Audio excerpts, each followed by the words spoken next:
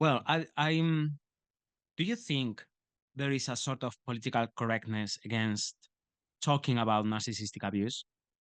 For example, the use of labels, putting pi- putting at the same level what the abuser does and the victim does, etc. First of all, we should realize that narcissistic personality disorder is a diagnosis that is acceptable Mhm. only in the United States and China. The rest of the world does not accept this diagnosis. The Why is 11th, that? yeah, the 11th edition of the ICD. The ICD is a book published by the World Health Organization. The ICD is International Classification of Diseases. The 11th edition, published in 2022, doesn't have narcissistic personality disorder. It has a single personality disorder with various traits. So, in this single personality disorder, there is a trait called dissociality and another trait, perfectionism.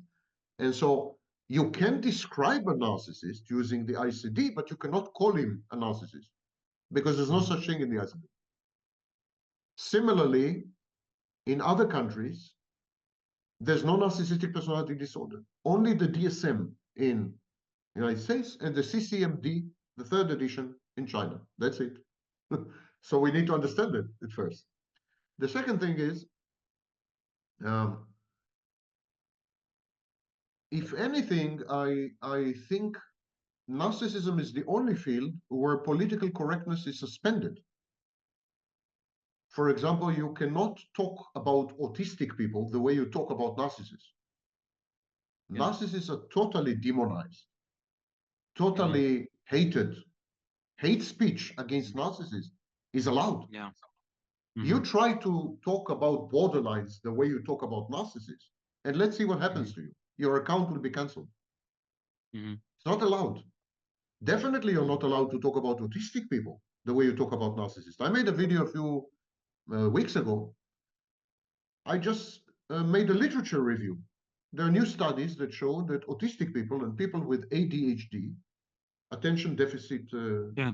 hyperactivity disorder, I'm explaining what is ADHD for your viewers, not for you. I know that you know. Oh, okay. Sorry. Sorry. No. No. Yeah. Sorry. Go on. Go on. So there are new studies that people in the autism spectrum disorder and ADHD are actually a bit narcissistic and a lot psychopathic, and that they take over victimhood movements.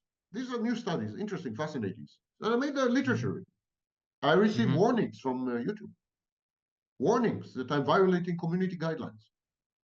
Hmm. But online, you have videos that say how to destroy the narcissist in 7 steps, how to kill the narcissist.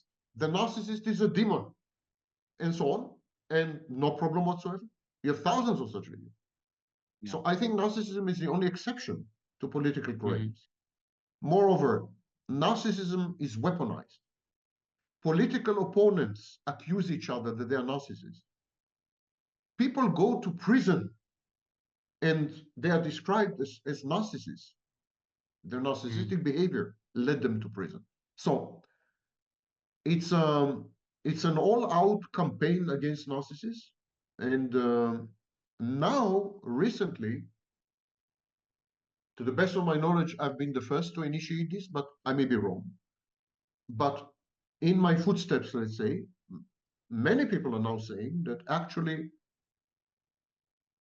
many victims, self-styled victims, are essentially covert narcissists. Because in the last 3 years, 4 years, there have been studies in Israel, 4 studies in Israel.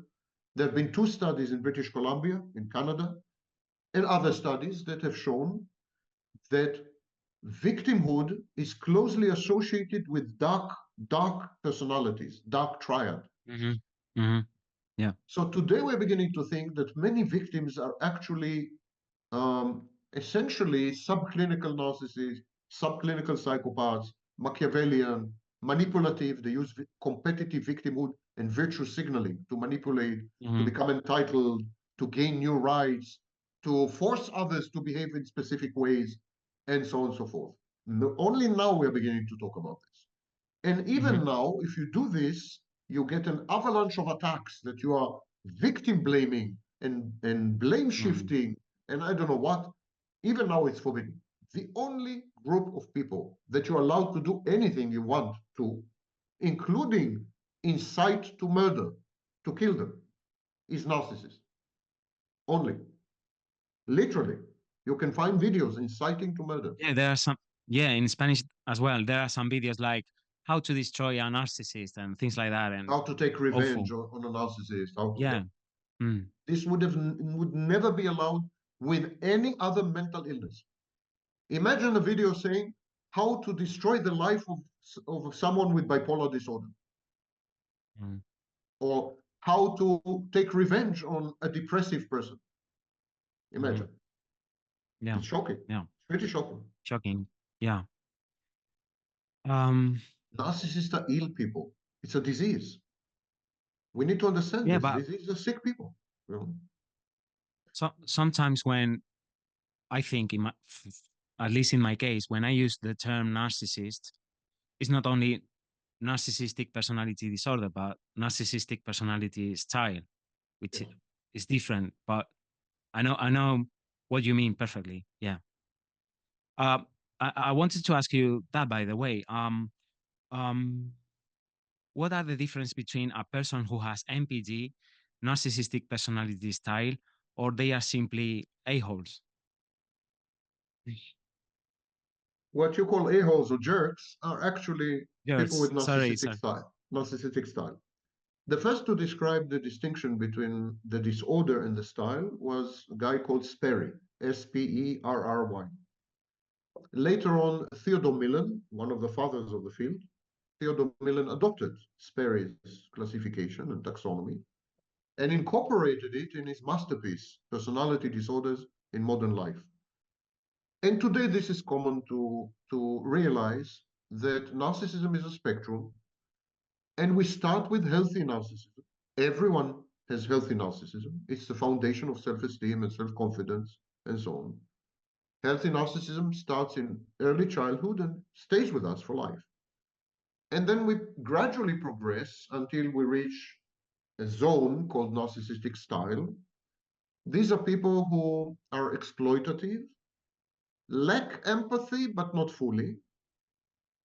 For example, they are very empathetic with family members or loved ones and so on and so forth, but they're not empathetic with employees or so on.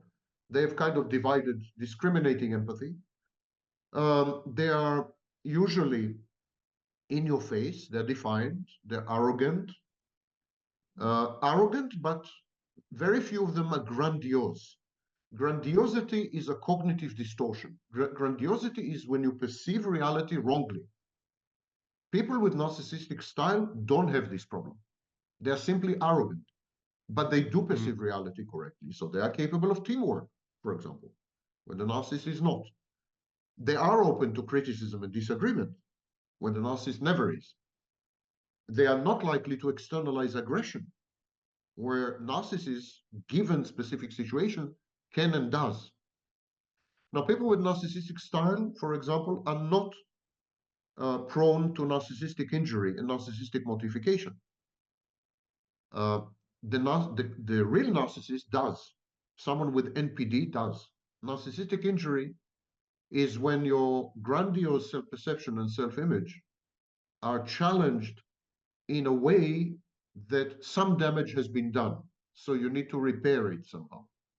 You can repair it by a display of narcissistic rage, thereby establishing control, asserting control over the environment, for example, by terrorizing.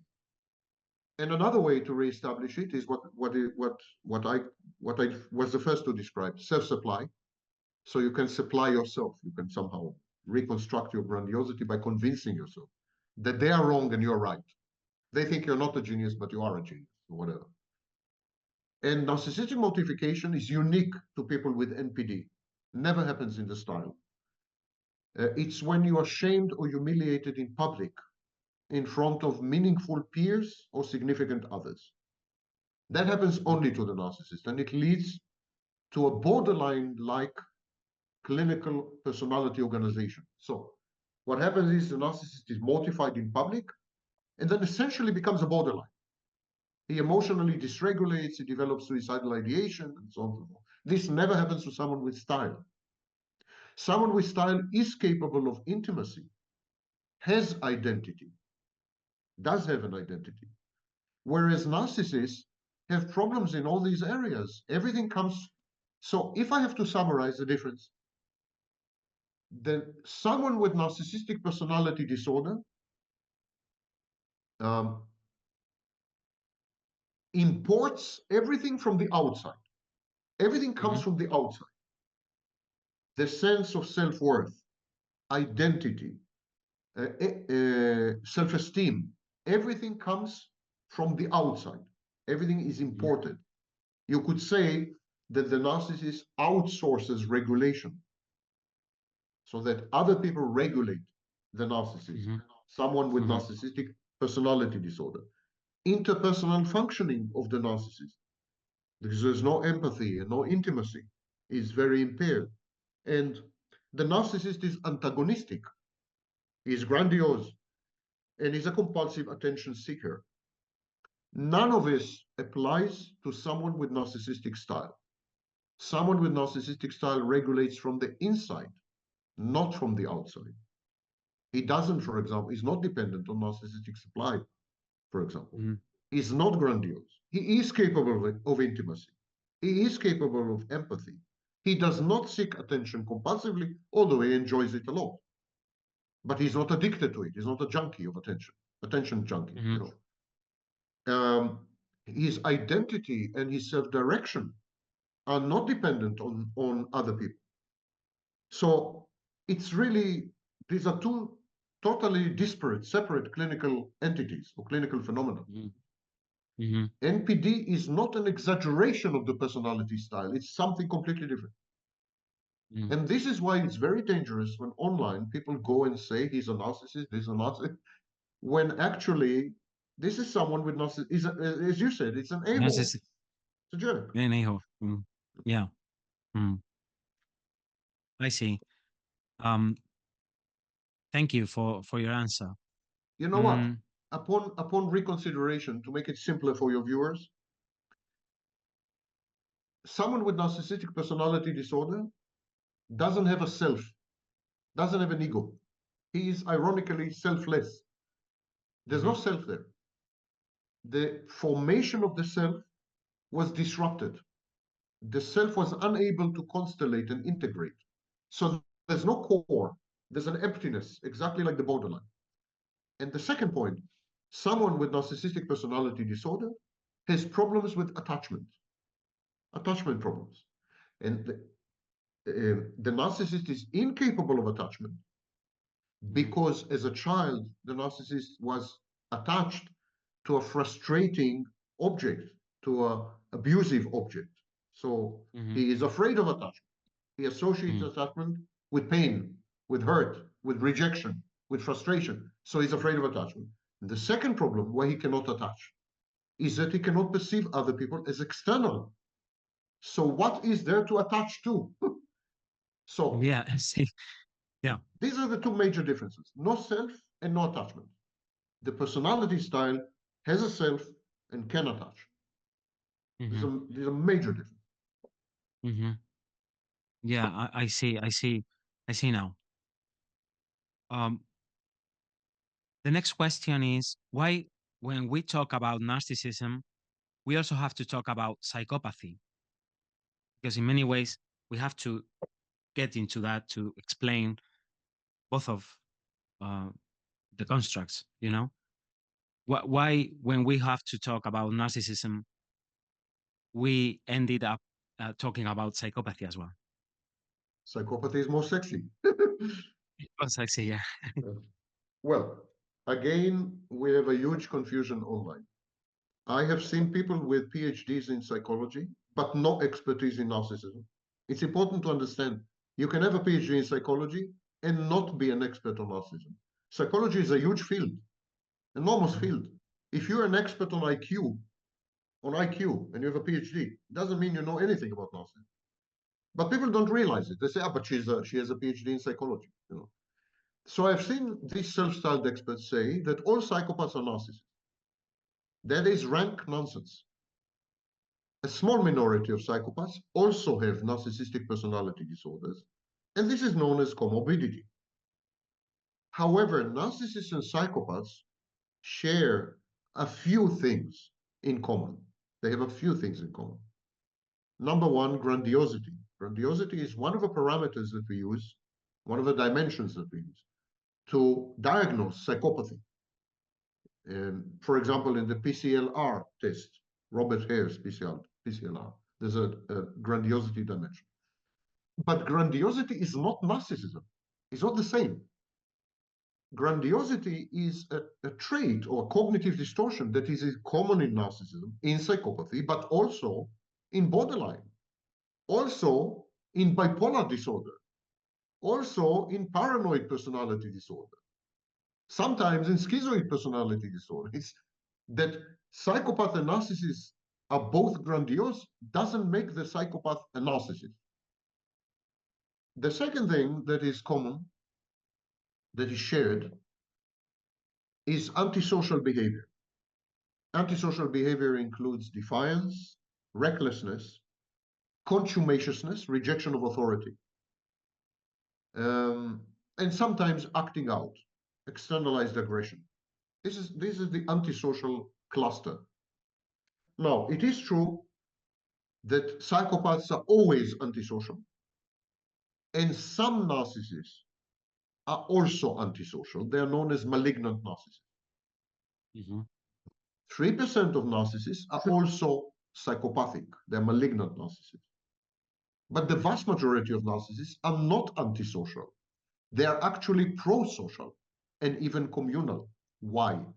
Because the narcissist depends on other people for narcissistic supply. If you're antisocial, you don't get supply. Rarely get supply. You end up in prison, maybe, but you don't get supply. So the narcissist strategy requires collaboration with people somehow, some form of collaboration. And we call it pro-social behavior. The psychopath, on the other hand, doesn't depend on other people for anything. He's a loner. He's a lone wolf. He doesn't need supply. He holds people in total contempt. He regards them as objects. He objectifies them. He ignores them if they're not useful. He steps on them and kills them if necessary to obtain a goal. He has no connection to people whatsoever. So he is never pro-social. He's always antisocial. Whereas the vast majority of narcissists are exactly the opposite. They work with other people in order to extract supply. Even if it's only one person, the narcissist's intimate partner in the shared fantasy, it still requires some kind of interaction and creates some kind of dependency. Psychopath doesn't have any of this. So people confuse psychopathic narcissists, which used to be known as malignant narcissists, psychopathic narcissists, with psychopaths, with narcissists. Yeah. Yeah, yeah. I completely agree with that. Well, my next question was, what is a malignant narcissist? But I think you have already explained. A So, malignant narcissist is a narcissist who, in order to obtain narcissistic supply, uses psychopathic methods of action, modes of action. So he is psychopathic when he's looking for supply. So he would be, for example, contumacious. He would reject authority, but he would reject authority in a very ostentatious manner. He would reject authority in public, like some kind of performance. It would be performative rejection because he needs an audience. He would want everyone to know that he's rejecting authority because he's brave and courageous and amazing and unique and so on. He would be defiant.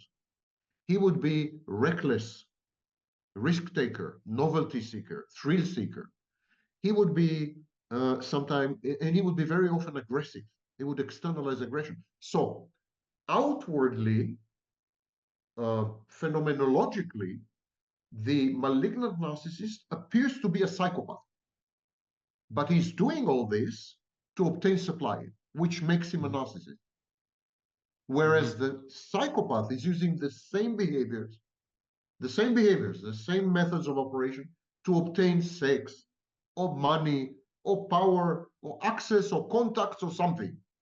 The Goals. No. narcissist wants Yeah. only supply. He doesn't care about money or about power. If the narcissist cares about money, it's because money can get him supply. If he's rich, beautiful girls will admire him. So the narcissist regards everything as a tool, a means to obtain supply. Even if the narcissist becomes a politician, it's not because he cares about power, but because power will get him attention. The psychopath will become a politician because he wants power. The narcissist will become a politician because he wants attention, which he's going to Yeah. get only if he's power. Yeah. It's totally different. Yeah. Um. Understood. Understood. I understand that point of view. Um. Okay. My next question is, from your point of view, how is social media influencing the narcissism of young people, and not only young people, but people in general? Do you think foster it fosters the grandiosity and some kind of raising up in that continuum of narcissism? First of all, I think that history shows that technology follows trends, rarely creates them, it follows them. So narcissism has been rising before social media. And then social media came on the scene because it caters to narcissism. It provides narcissism with tools. So narcissists wanted social media because they needed social media to be better narcissists, more effective as a tool of self-efficacy. So social media is a late development. Narcissism has been rising at least since the 1980s, at least according to studies by Twenge and Campbell and others. It's a very late development. Social media came to full blossom in 2015. It's very late phenomenon. That's point number one. Point number two, social media legitimizes narcissism, but I don't think creates narcissism. It doesn't foster narcissism. It makes it more visible and it rewards narcissism. For example, the like on Facebook is a tool to reward narcissism. Social media encourages comparison and relative positioning. How am I doing relative to someone else? I got 200 likes, you got 1,000 likes. So social media drives narcissistic behaviors, narcissistic self-evaluation. Social media escalates behaviors. It's the attention economy. It's based on attention. So in order to garner attention, in order to harvest attention, you need to escalate your behavior because you have many competitors all the time. And this leads to escalation on a mass basis. Everyone is escalating. Because if you don't escalate, you will never be noticed. So it does lead to escalating behaviors. I don't think social media has created a single new narcissist. That's not the way narcissism is formed. Narcissism has to do basically with trauma, not with conditioning. Social media is based on addiction and conditioning.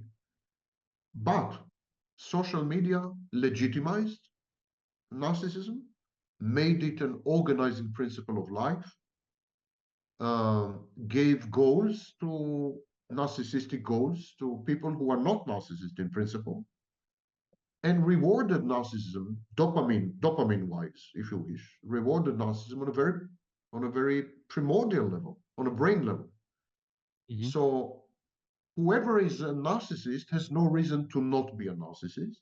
So it prevents pro-social behavior modification. And whoever is not a narcissist has reason to emulate and imitate narcissists because of the reward system. And everyone, narcissist and non-narcissist, have reason to escalate in order to obtain attention or to secure attention. These are the impacts of social media, in my view. Yeah, very well put together, all together. I mean, it makes a lot of sense.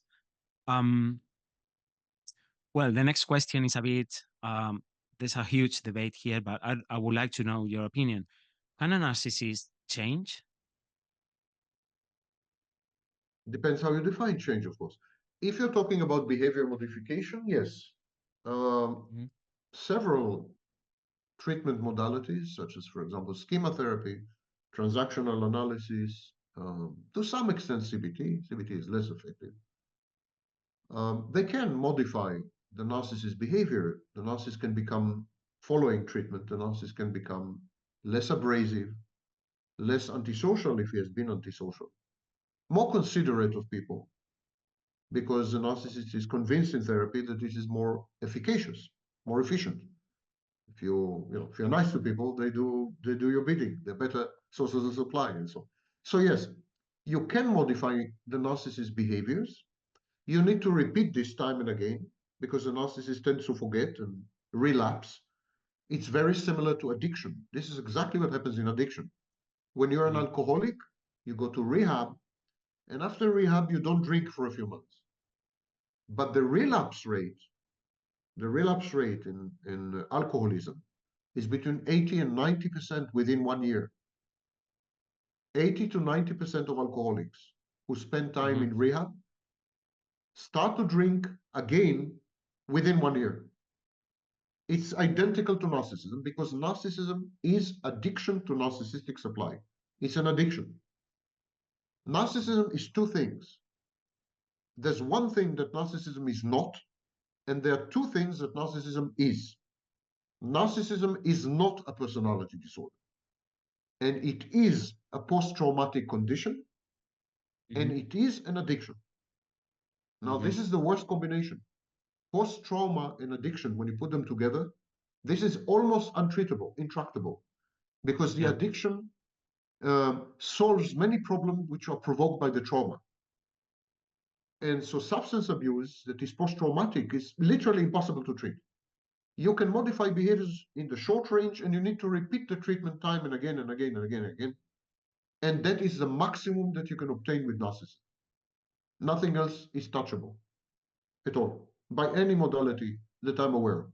Anyone who claims online that they have treated narcissists or healed narcissists or cured narcissists are criminal con artists, period. And I don't care if they happen to be therapists with 6 PhDs. They are criminal charlatan con artists. End of story. Mhm. Mhm. Well, thanks for your answer. Very clear. Um, Now my next question is there, do you think, is there a relationship between narcissism and gender? Does sexism or machismo, as we say in Spanish, any influence on that? Until the 1980s, 75% of people diagnosed with narcissistic personality disorder were men. Even in the text of the DSM-3, edition 3, and then the text revision, and then edition 4, you still find the language that 75% of Yeah, yeah. they're men. There has been a lot of sexism in psychiatry and psychology well into, I would say, 2010. And consequently, for example, borderline personality disorder was utterly gender biased. Utterly. It Mhm. was diagnosed overwhelmingly among women. Same with histrionic personality disorder. When we know today for sure that all these disorders, narcissistic, borderline, histrionic, are equally represented, men and women are equally represented, 50-50. Mhm. And the only exception perhaps is psychopathy or antisocial personality disorder, where there is a preponderance and overrepresentation of men. Mhm. And that is maybe because psychopathy is not a mental illness, but a Mhm. social choice, the choice to reject the law or to reject society it's a kind of lifestyle choice. Mhm. I don't believe that psychopathy is a mental illness at all. I don't see any Mhm. hint of mental illness there. There is a rejection of morality, of rules, of regulations, of specific Mhm. lifestyles. Okay, yeah. Psychopaths are dangerous. Psychopaths cause huge damage to society. Psychopaths should end up, many of them should end up in prison. I agree with all this. But what does any of this Mhm. have to do with mental illness? I have no idea. Yeah? Mhm. So, Mhm. but where there's real mental illness, the other cluster B and personality disorders, men and women are equal. So yes, there has been sexism, but no longer. No longer, and in the text revision of the Diagnostic and Statistical Manual, edition 5, published 2022, they corrected the language, and now it says 50 to 75%. It's still difficult for I them. didn't know. 50 to Oh, okay, okay. 75% are men and So women. they reduce a bit the percentage of They, men. they hinted that it's equal, because now you have the opposite problem. If you say anything negative about women, you are a sexist, and you are, you Mm, know, so to yeah. say that women are now equally, women are narcissists equally, that is to be misogynist. You hate women. That's why you're saying this. You know, it's a Well, minefield. okay. Well, You can't say anything without someone getting insulted and offended, and yeah, you yeah, know, yeah. That's why I wanted to ask you before about political correctness. I know we are talking about mental illness, personality disorders, but in my opinion, there are also personality styles that can be very tricky and difficult to live with a person with that. And in my opinion, there is a bit of, at least in Spanish, not in English, but political correctness about saying specific things. But that that's why I wanted to ask you that yeah, you're before. absolutely right. You're absolutely right. Outside the English speaking world. So, for example, in Europe, therapist refuses to give you a diagnosis of borderline or narcissism. It's never done. Yeah. Absolutely never done. Even in the United States, a growing number of therapists and so on would never give you a diagnosis. They would never tell you you have borderline personality disorder. It's considered stigmatizing. Yeah. And I see some justification, because I think the DSM is counterfactual. It's not real. First of all, it's important to understand that the DSM and the CCMD, yes, these Yeah. books were written under the influence of the insurance companies and the pharmaceutical companies. They don't reflect, absolutely, this I can say with certainty, they don't reflect current clinical knowledge, period. A lot of it is wrong. Second thing, any practitioner would tell you that the same patient, one day is a narcissist, the next day is a borderline, the third day is a psychopath, the fourth day is a paranoid, and the fifth day is a schizoid. Any Hmm. practitioner. I don't know any therapist who would not say this. Hmm. And this is coupled with mood disorders, one day depression and one day I don't know what, and so on. So all these distinctions, what is known as differential diagnosis, this is counterfactual. That's not how human beings work. Human Hmm. beings are not ponds, they are rivers. Human beings flow. The very concept of self, the very idea of personality, they are nonsense. There's no such thing. There are no such things. These are idealizations that help us to teach in university, but no one who works with people believes that people are fixed in stone, that someone has an immutable, unchangeable core that you can call a self.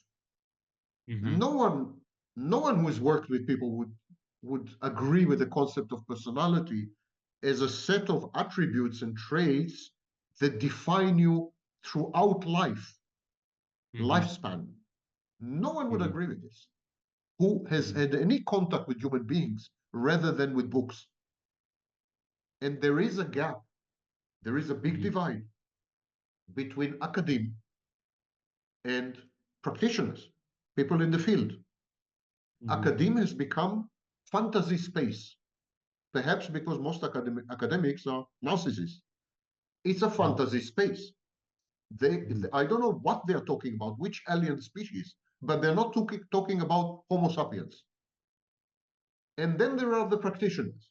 Practitioners, for example, could tell you that all narcissists are sometimes overt and grandiose, and sometimes covert and vulnerable and fragile and shy.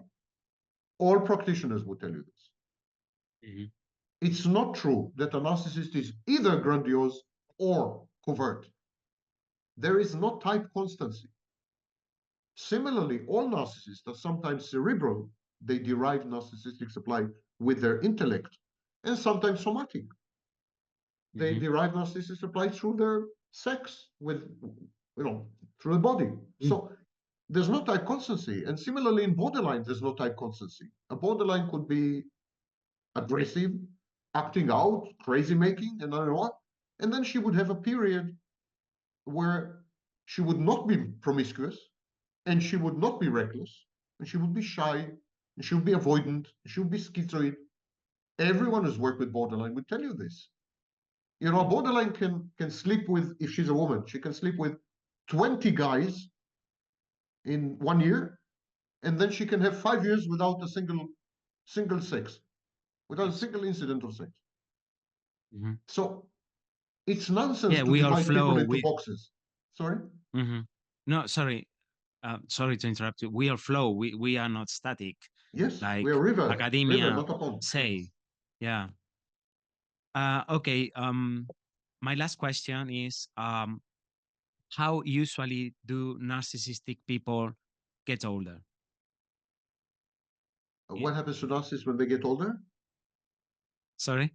What happens to narcissists when they get See. Yeah. older? Yeah. Yeah. Mm, Yeah. mm. How they get older? Ironically, what happens here, if the narcissist is antisocial, if it's a malignant narcissist, exactly like psychopaths and exactly like borderlines, it gets better. In borderline, we have spontaneous remission. Mhm.